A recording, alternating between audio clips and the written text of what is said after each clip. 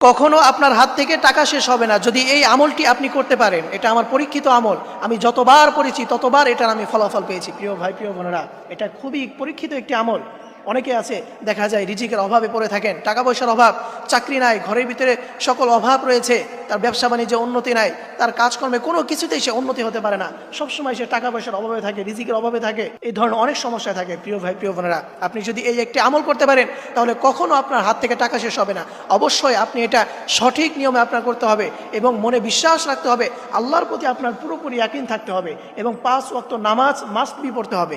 অনেকে আছে নামাজ পড়ে না, অনেকেই বলে যে হুজুর এত আমল করি, এত দোয়া করি, এরপরও আমার আমল কবুল হয় না, আমার দোয়া আল্লাহ তাআলা কবুল করে না। অথচ তাকে যদি জিজ্ঞেস করা হয় আপনি নামাজ পড়েন, দেখা যায় সে নামাজ পড়ে না। আরে ভাই, নামাজ না পড়লে আপনার আমলটা কিভাবে গ্রহণযোগ্য হবে? এই জন্য 5 ওয়াক্ত নামাজ আপনাকে মাস্ট বি পড়তেই হবে। সর্বপ্রথম আপনাকে 5 ওয়াক্ত নামাজ পড়তে হবে, এরপরে আল্লাহর প্রতি পরিপূর্ণ বিশ্বাস আপনার থাকতে হবে, এরপরে